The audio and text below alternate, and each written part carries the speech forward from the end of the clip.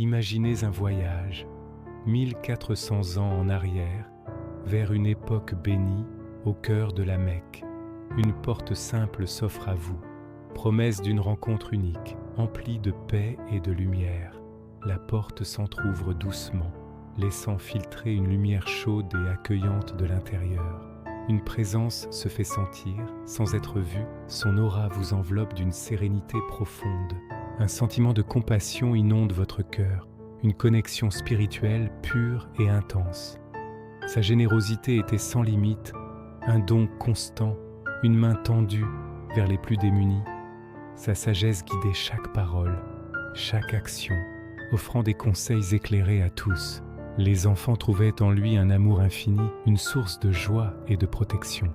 Son empathie apaisait les cœurs les plus tourmentés, offrant réconfort et soutien. Sa dévotion était un exemple, une source d'inspiration pour tous les croyants. Ses qualités intemporelles transforment nos vies, nous élèvent vers la noblesse d'âme. Rejoignez notre série Ramadan pour explorer davantage ces enseignements précieux. Abonnez-vous, aimez cette vidéo et commentez pour nous soutenir dans cette mission. Vous êtes là à la Mecque, il y a plus de 1400 ans. Le soleil de l'après-midi chauffe doucement les murs de pierre brute. La poussière danse dans l'air sec. Des voix lointaines de marchands, le bêlement d'une chèvre, le pas lent d'un chameau, tout semble normal. Mais votre cœur, lui, ne bat plus normalement. Vous marchez vers une maison modeste. Pas de palais, pas de gardes armés, pas de rideaux de soie. Juste une porte en bois simple, légèrement entr'ouverte, comme si elle invitait le monde entier à entrer.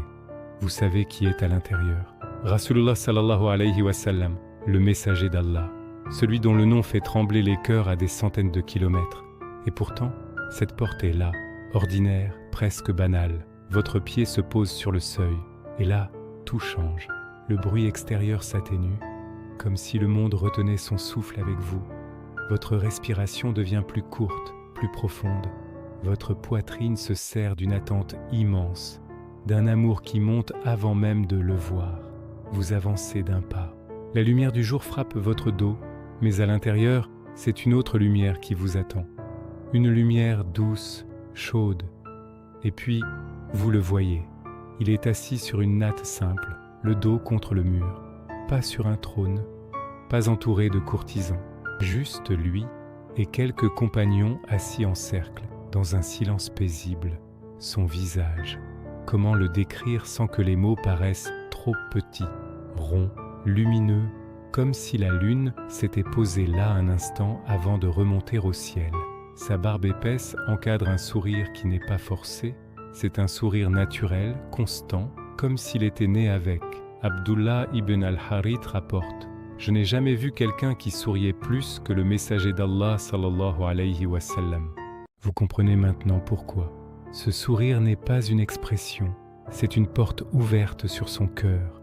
Un cœur qui ne s'est jamais endurci, même après les trahisons, les batailles, les moqueries. Ses yeux, grands, noirs, profonds. Quand il se pose sur vous, même si c'est la première fois qu'il vous voit, vous sentez qu'il vous connaît déjà. Pas seulement votre nom, votre peine cachée, votre doute secret, votre espoir fragile. Vous baissez instinctivement le regard. Pas parce qu'il vous fait peur, parce que sa présence impose l'adab sans un mot. Un compagnon, Amr ibn al-As, dira plus tard: j'ai souvent été assis près de lui, mais je ne pouvais pas le regarder longtemps à cause de son haïba. Et pourtant, près de lui, les peurs se taisent. Le nœud dans votre gorge se dénoue. Votre cœur qui tremblait il y a une seconde trouve soudain un calme qu'il n'a jamais connu. Pourquoi? Parce que près du prophète, vous devenez meilleur, sans effort, sans sermon, juste par sa présence. Un inconnu entre un jour dans le cercle des compagnons. Il regarde autour de lui, ne le reconnaît pas. Il demande à Balak à haute voix: qui est le chef de ce peuple? Les compagnons sourient doucement. Le prophète répond calmement: le chef d'un peuple est celui qui le sert. Pas de couronne, pas de titre imposant. Juste cette phrase qui renverse tout ce que vous pensiez savoir sur le pouvoir. Vous êtes toujours sur le seuil. Votre pied hésite encore une seconde, et puis vous entrez. À cet instant précis, quelque chose en vous change pour toujours. Vous n'êtes plus le même. Parce que vous venez de croiser le regard de celui qui fut créé pour être Rahma lil Alamin, miséricorde pour les mondes. Et maintenant, mon frère, ma sœur, si cette scène t'a touché, même un peu, abonne-toi à la chaîne pour ne rien manquer de cette série Ramadan. Like la vidéo si ton cœur s'est ouvert un instant. Et laisse un commentaire. Quel est le premier mot qui t'est venu en imaginant son visage? Dis-le-moi en commentaire, je lis tout. Vous êtes maintenant à l'intérieur. La porte s'est refermée doucement derrière vous, sans bruit. La pièce est simple. Un sol en terre battue, une natte usée, quelques coussins en laine grossière. Mais tout cela disparaît. Il n'y a plus que lui. Rasulullah sallallahu alayhi wa sallam lève légèrement la tête. Ses yeux croisent les vôtres une fraction de seconde.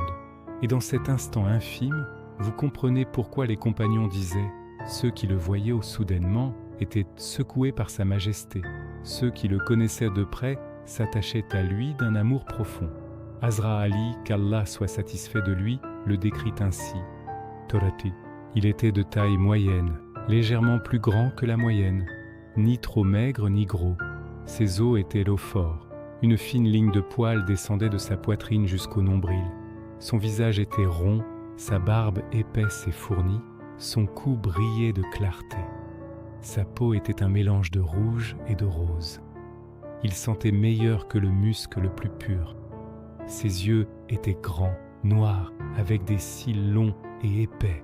Quand il regardait quelque chose, il se tournait entièrement avec son corps. Entre ses omoplates se trouvait le sceau de la prophétie.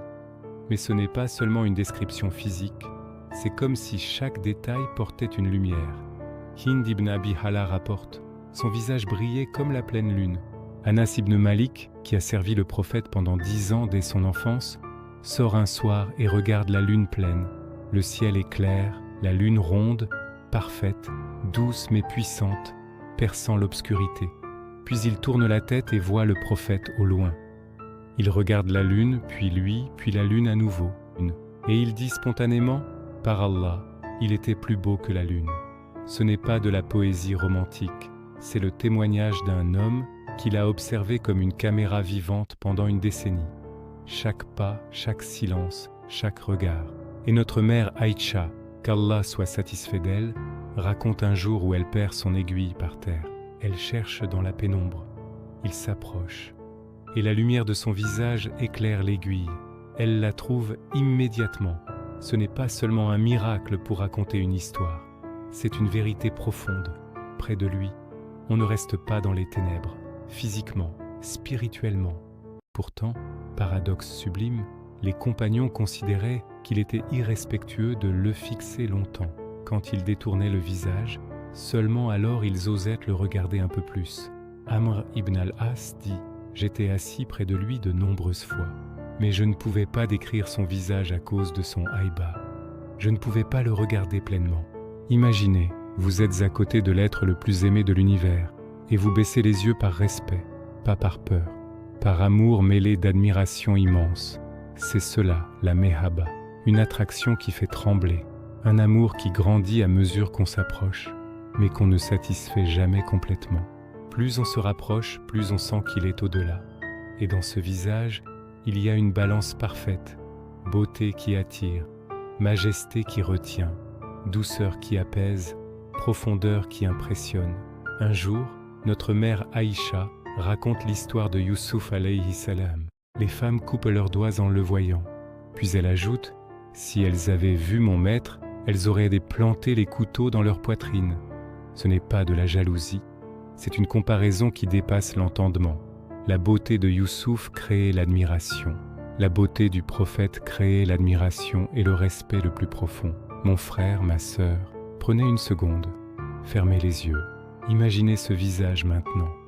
La pleine lune qui brille plus fort que la lune elle-même, le sourire qui ne s'efface jamais complètement, le regard qui voit votre âme avant même que vous ne parliez. Si cette image a fait vibrer quelque chose en vous, abonnez-vous à la chaîne pour continuer ce voyage dans la série Ramadan. Likez la vidéo si votre cœur s'est serré d'amour pour lui. Et en commentaire, dites-moi, quel détail de sa description vous a le plus touché? Le sourire, les yeux, la lumière? Je lis chaque commentaire, Inch'Allah. Vous êtes toujours dans cette maison simple de Médine. Le soleil décline, la lumière orangée traverse la petite fenêtre et vient caresser la natte où il est assis. Mais maintenant, regardez-le différemment. Pas seulement comme le prophète des mondes, pas seulement comme celui dont le visage brille plus que la lune. Regardez-le comme un homme, un époux, un père, un grand-père, parce que c'est là que sa grandeur devient encore plus grande. Dans les petits gestes du quotidien, là où personne ne regarde, là où il n'y a ni public, ni caméra, ni histoire à écrire. Notre mère Aïcha raconte. Il cousait ses vêtements quand il se déchirait. Il réparait ses sandales. Il aidait aux tâches de la maison. Imaginez la scène. Un homme qui, quelques années plus tôt, unissait des tribus ennemies, qui recevait la révélation qui fait trembler les montagnes, et qui maintenant, tranquillement, prend une aiguille et du fil pour recoudre un ourlet, pas par obligation, par amour du service, par refus de se placer au-dessus de quiconque. Un jour, ses épouses lui demandent « Ô messager d'Allah, pourquoi ne te reposes-tu pas ?» Il répond simplement « Ne voulez-vous pas que je sois un serviteur reconnaissant ?» Et puis viennent les enfants, les petits-enfants surtout. Un jour, pendant la prière, en pleine prosternation, soujoud, son petit-fils Al-Hassan ou Al-Hussein grimpe sur son dos. Les compagnons attendent, surpris. Ils pensent qu'il va se relever vite, mais il reste longtemps en soujoud, plus longtemps que d'habitude. Quand la prière se termine, on lui demande « Ô messager d'Allah, tu as prolongé le soujoud ?» Il répond avec un sourire doux « Mon petit-fils était sur mon dos, je ne voulais pas le déranger en me relevant trop vite. » Pensez-y une seconde. Un prophète en prière, et il sacrifie un moment de communion avec son Seigneur pour ne pas blesser le cœur d'un enfant. Parce qu'il sait, un cœur d'enfant brisé, ça ne se répare pas facilement. Dans les rues de Médine, les enfants courent, jouent dans la poussière. Quand ils le voient passer, ils s'arrêtent net. Pas par peur, par joie. Ils s'arrêtent toujours. Il les salue un par un. Parfois, il soulève l'un d'eux sur ses épaules. Un enfant sur les épaules du messager d'Allah, c'est le futur de la Oumma qu'il porte là, littéralement. Et avec ses épouses, un jour il fait la course avec l'une d'elles, notre mère Aïcha. Il gagne la première fois, puis elle gagne la seconde. Il rit et dit « Celle-ci est pour toi ». Un prophète qui rit, qui joue, qui laisse sa femme gagner et qui sourit en le disant. Un autre jour, un homme entre et parle durement, peut-être grossièrement. Les compagnons se tendent, prêts à intervenir, mais lui reste calme. Il répond avec un sourire, et l'homme change. Parfois, un sourire désarme plus qu'une épée. Ces scènes ne sont pas des anecdotes charmantes, elles sont la preuve vivante que sa miséricorde n'était pas une théorie.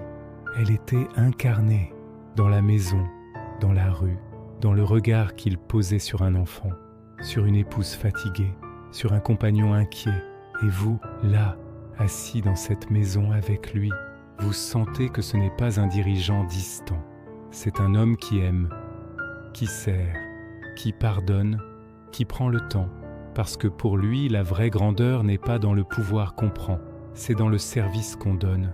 Mon frère, ma sœur, si ces moments de douceur t'ont fait sourire ou t'ont serré le cœur d'amour pour lui, abonne-toi maintenant à la chaîne pour ne rater aucun chapitre de cette série Ramadan.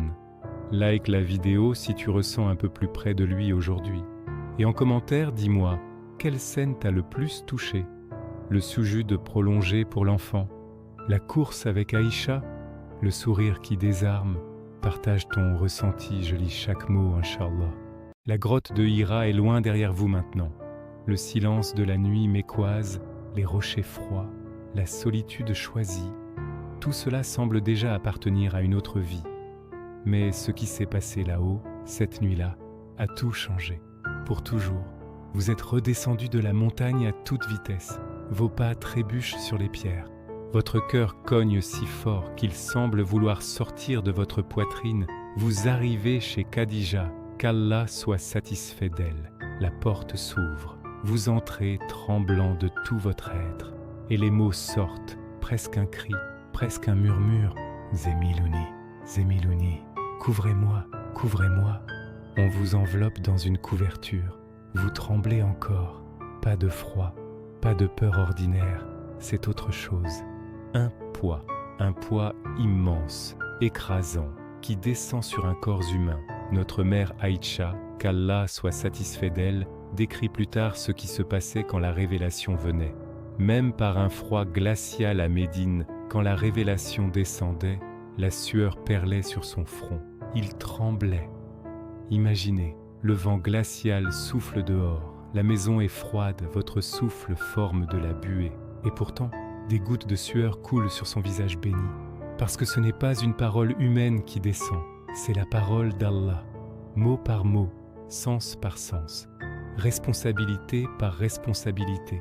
Un jour, alors qu'il est sur sa chamelle nommée Qaswa, la révélation arrive. Les témoins racontent, les genoux de la chamelle se mirent à trembler, puis elle s'effondra sous le poids. Même un animal ne pouvait pas porter cela. Même une chamelle forte, habituée au désert, pliait les genoux. Alors, que dire d'un corps humain, d'un cœur humain? Un autre compagnon dit, nous étions assis genoux contre genoux.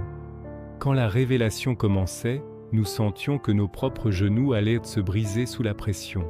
Alors imaginez ce que ressentait celui qui la recevait directement. Ce n'est pas une charge légère, ce n'est pas un texte qu'on lit tranquillement, c'est un fardeau divin. Le fardeau de transmettre la guidance à l'humanité entière, le fardeau de porter une oumma naissante sur ses épaules, le fardeau de savoir que chaque mot qu'il prononcera changera des destins pour l'éternité. Et pourtant, il ne s'est jamais plaint, il n'a jamais dit « c'est trop », il a seulement demandé « Oh Allah, renforce-moi ». Parce que derrière ce tremblement, il y avait une préparation divine. Allah l'avait choisi, Allah l'avait formé, pas seulement son cœur, son corps aussi, son esprit, sa volonté.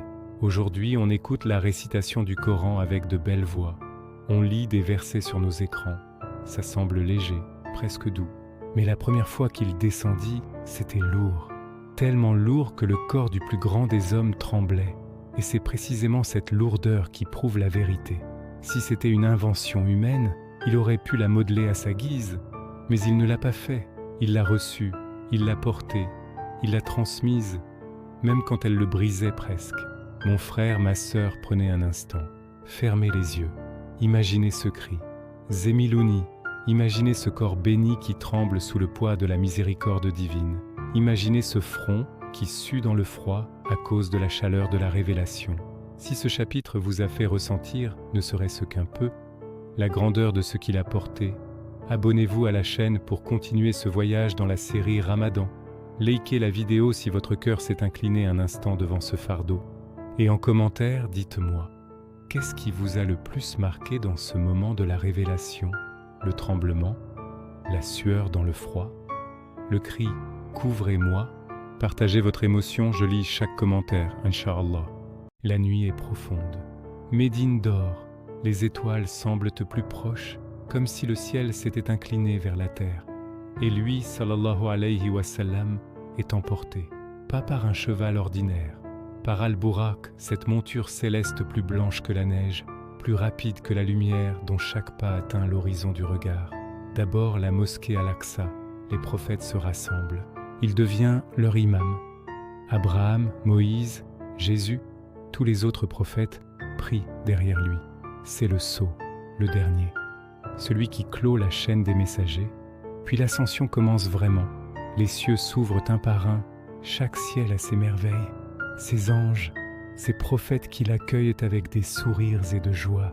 Mais ce n'est qu'un prélude, jusqu'au 7e ciel. Là, Jibril, l'ange le plus proche, celui qui a apporté le Coran mot par mot, celui qui a soutenu le prophète à Badr, celui qui enseigna la prière, s'arrête. Il dit, d'une voix empreinte de respect et d'humilité, « Ô Muhammad, je ne peux aller plus loin. Si je dépasse cette limite, je serai consumé. » Et lui, il continue seul. Sidra al-Muntaha, l'arbre du lotus de la limite, un arbre dont les feuilles sont comme des oreilles d'éléphant, dont les fruits sont comme des cruches énormes, un arbre dont les branches sont remplies de lumières et de couleurs qu'aucun œil humain n'a jamais vues. Au-delà, plus rien de créé ne peut passer. Et pourtant, il passe. Puis, il se rapprocha, et descendit jusqu'à la distance de 2 arcs ou plus près encore. Couronne 53, 8 ou 9. Kaba Kausain, Au Adna, aussi près que 2 arcs ou plus près. Une proximité que ni ange, ni prophète, ni création n'a jamais atteinte. À cet instant, Allah parle à son serviteur sans intermédiaire. Pas de voile, pas de Jibril, directement. 50 prières deviennent 5. La miséricorde descend en cascade, et le prophète revient, portant sur ses épaules le destin de toute l'Oumma. Pensez-y une seconde. Le même homme qui marchait dans les rues poussiéreuses de Médine, qui portait un enfant sur son dos pendant la prière, qui réparait ses sandales. Ce même homme a été élevé à un rang où les anges les plus élevés s'arrêtent net. C'est cela, la balance inimaginable. Humain au marché, négociant un cheval avec un bédouin, portant des pierres pour reconstruire la Kaaba, montrant humilité et service, et en même temps, au-delà de Sidrat al-Muntaha, plus proche d'Allah que quiconque. Ce rang n'est pas une récompense arbitraire, c'est la preuve que sa création entière était préparée pour cela. Son corps supportait la révélation, son cœur supportait l'amour de l'Oumma, son esprit supportait la proximité divine, une connexion profonde et pure. Et nous lisons le Miraj comme une belle histoire. Nous disons « Subhanallah ». Et puis le téléphone vibre, la vie reprend, la distraction nous éloigne. Mais si nous réalisions vraiment ce rang, si nous sentions vraiment que notre existence, notre guidance, notre salut passe par cet homme qui a traversé les cieux pour nous, nos doutes s'effaceraient, nos excuses fondraient, nos priorités changeraient. Parce que celui qui comprend son rang spirituel ne peut plus vivre comme avant. Le monde devient petit, les désirs deviennent légers, une nouvelle perspective. Et l'amour pour lui devient un feu qui consume tout le reste, une passion dévorante. Mon frère, ma sœur, si ce chapitre vous a fait ressentir l'immensité de ce qu'il a vécu cette nuit-là, abonnez-vous à la chaîne pour ne rien manquer de cette série Ramadan. Likez la vidéo si votre cœur s'est élevé un peu vers Sidrat al-Muntaha.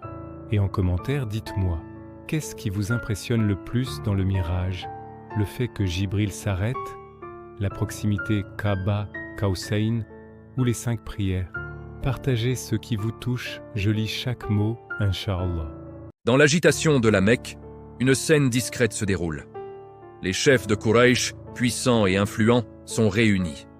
Le prophète Muhammad, Saouz, leur parle avec une patience infinie, cherchant à guider leur cœur vers la vérité. Soudain, la porte s'entr'ouvre. Abdullah ibn Maktoum, un homme aveugle, entre, son visage rayonnant d'espoir. Il s'avance, cherchant la guidance du prophète, son cœur rempli d'une soif ardente de connaissance.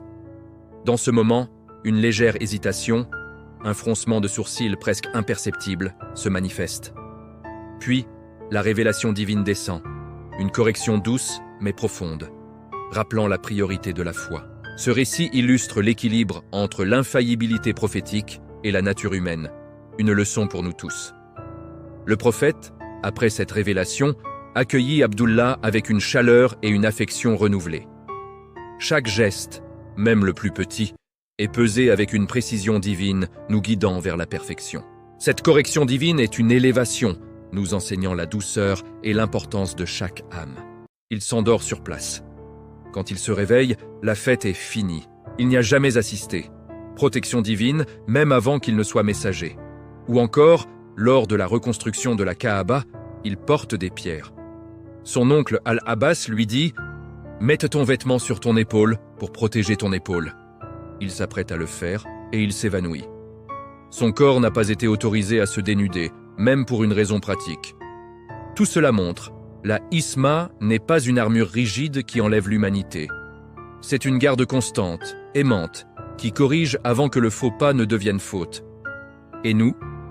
Combien de fois fronçons-nous les sourcils devant quelqu'un qui nous dérange? Combien de fois détournons-nous le regard d'un frère ou d'une sœur dans le besoin? Et pourtant, aucune sourate ne descend pour nous corriger sur le champ. Pourquoi? Parce que notre balance est différente, moins haute, moins sensible. Et c'est cela qui devrait nous effrayer. Le fait que nous puissions glisser longtemps sans avertissement immédiat signifie que nous devons être encore plus vigilants. Mon frère, ma sœur, si ce chapitre vous a fait réfléchir à la finesse de la miséricorde divine, à cette correction qui élève plutôt qu'elle n'humilie, abonnez-vous à la chaîne pour poursuivre cette série Ramadan. Likez la vidéo si votre cœur a ressenti un peu de cette sensibilité divine. Et en commentaire, dites-moi, qu'est-ce qui vous frappe le plus dans Sourate Abasa? Le fait qu'un si petit geste provoque une révélation? La réponse douce du prophète ensuite? Ou le rappel que plus on est élevé, plus on est surveillé? Partagez ce qui vous touche, je lis chaque commentaire, Inch'Allah. Retournez à la Mecque avant l'Hégire. Une ville de 10 000 âmes environ. Le désert tout autour. Le commerce bat son plein. Parmi les hommes qui savent lire et écrire, à peine 16 ou 17. L'écriture est rare, un luxe réservé aux scribes et poètes. Au milieu de cette société, un homme de 40 ans, Muhammad ibn Abdillah. Tout le monde le connaît depuis l'enfance. Il n'a jamais tenu une plume, ni tracé une ligne sur du parchemin. Il n'a jamais lu un livre. Il est ummi.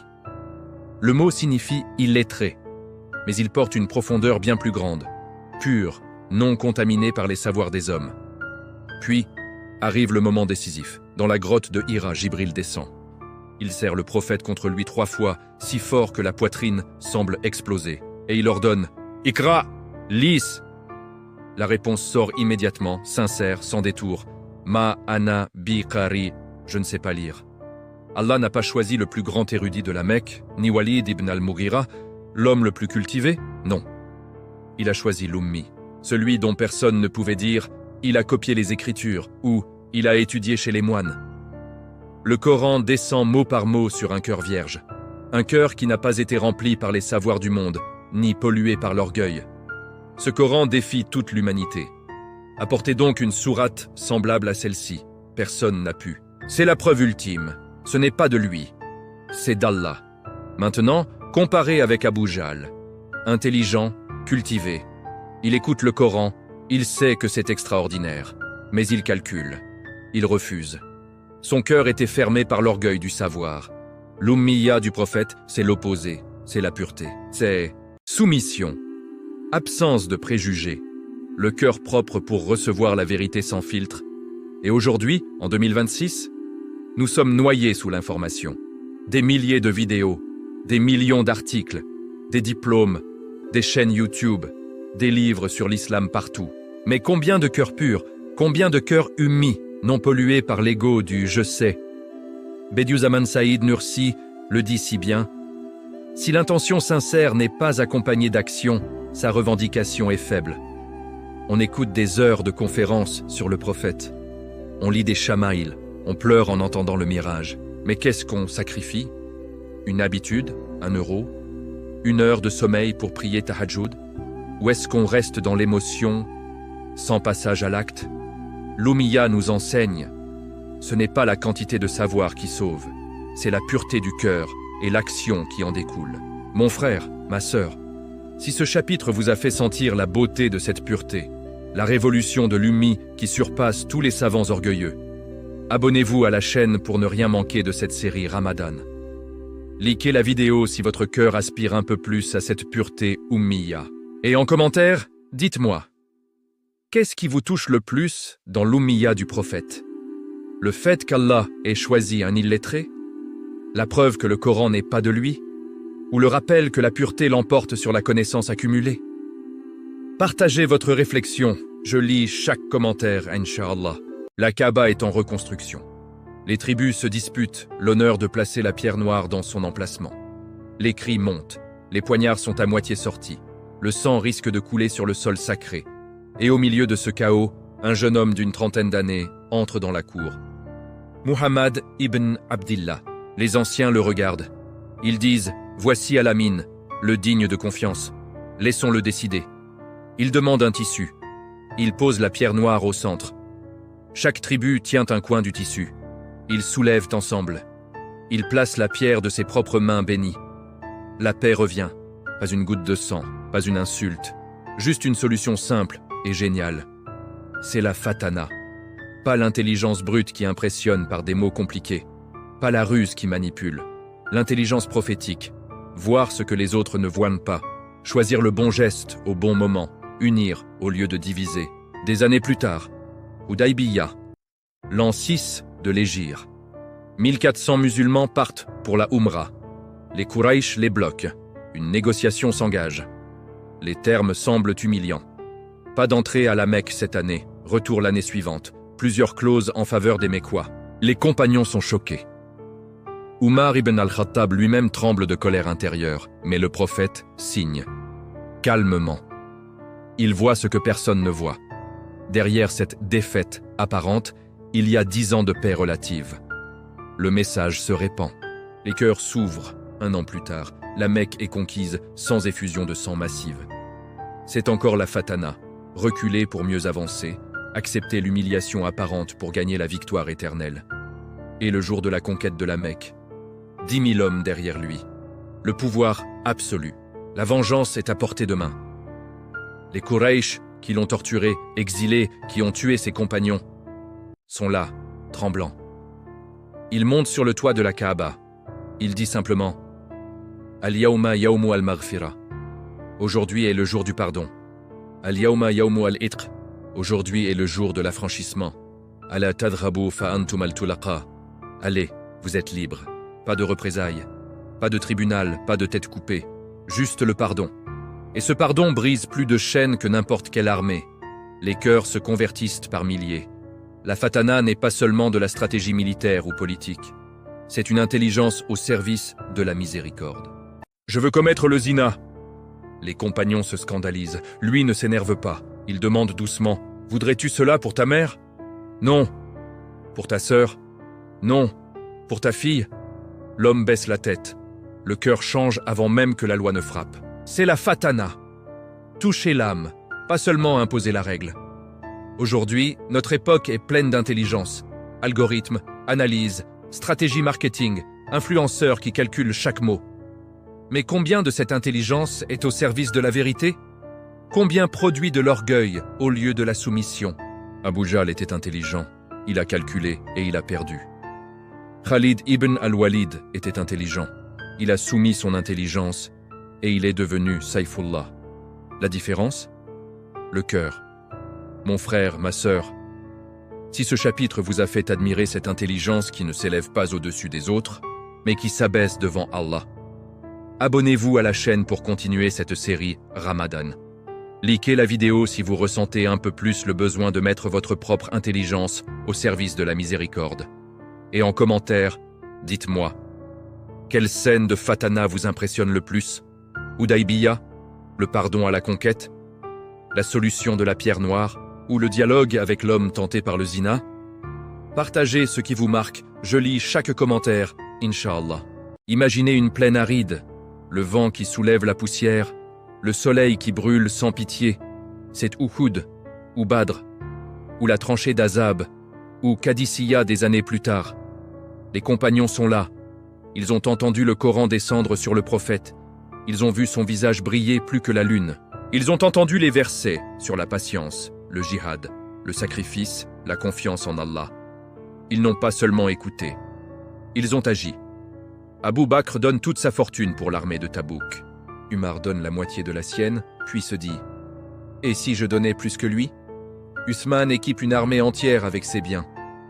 Ali se place devant le prophète dans les batailles, l'épée à la main, sans hésiter. Et Abdullah ibn Maktoum, l'aveugle.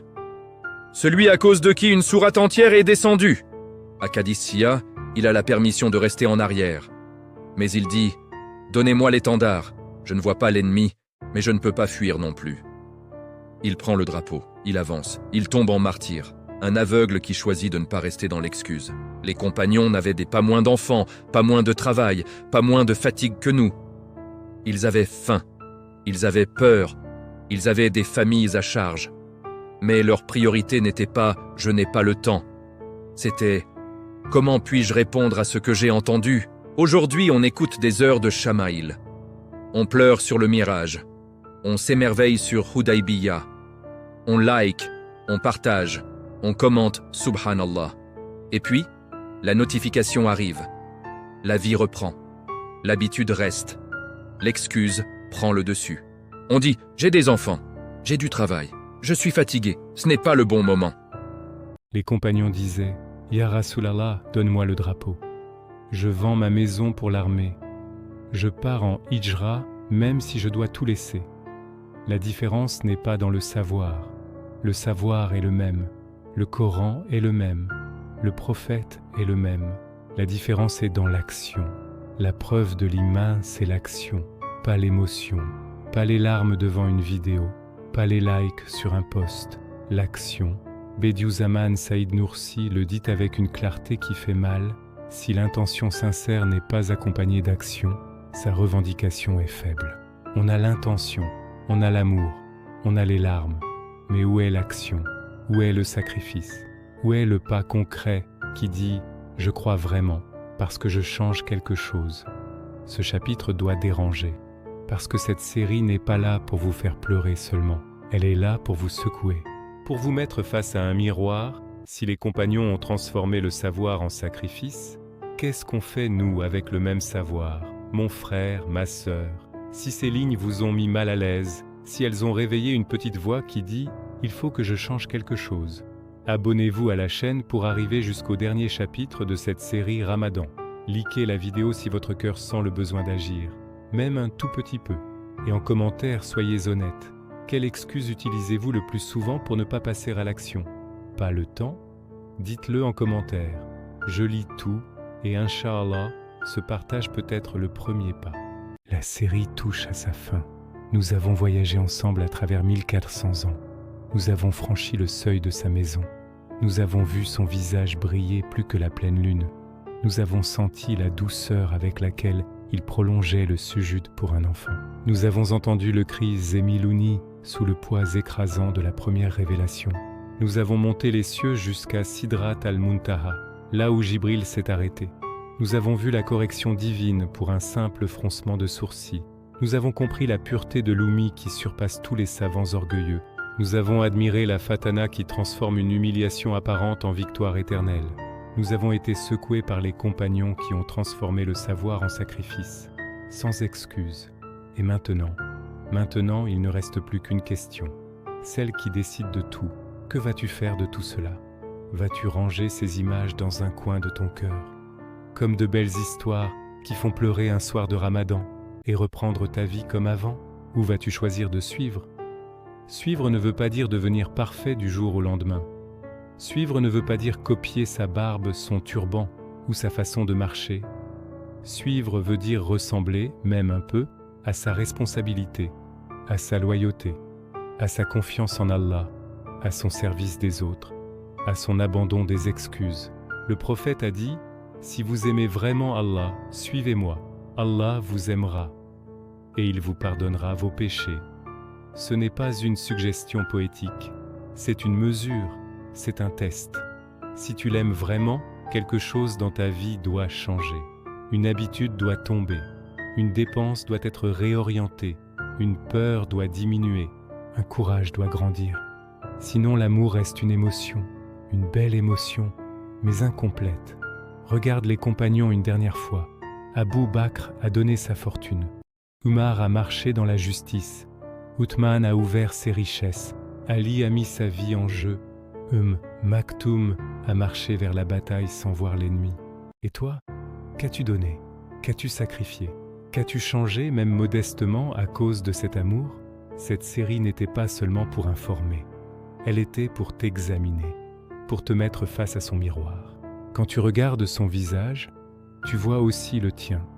Et soit tu ressens de la honte, soit tu prends une décision. La décision est tienne. Admirer est facile. Suivre est difficile.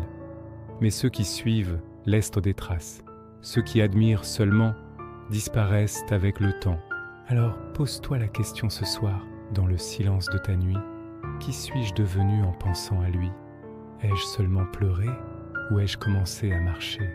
Que Allah fasse de nous des suiveurs sincères, pas seulement des admirateurs émus. Que ce Ramadan ne soit pas un mois qui passe, mais un tournant qui reste. Que nos cœurs deviennent humides, purs, soumis, prêts à agir. Amen. Mon frère, ma sœur, si cette série t'a touché, si elle t'a secoué, si elle t'a donné envie de changer ne serait-ce qu'une petite chose, Abonne-toi à la chaîne pour ne rien manquer des prochaines vidéos, Ramadan et au-delà. Like cette vidéo finale si ton cœur dit « Je veux suivre » et en commentaire, fais une promesse à toi-même et à Allah. Écris une seule chose que tu vas changer, même minuscule. À partir d'aujourd'hui, à cause de lui, sallallahu alayhi wa sallam, je lirai chaque promesse. Et Inch'Allah, on portera ensemble le poids de ses intentions. Barakallahu fikum. Que Allah accepte nos efforts et nous rassemble auprès de lui et de son messager dans le paradis suprême. Amin ya Rabb al-Alamin.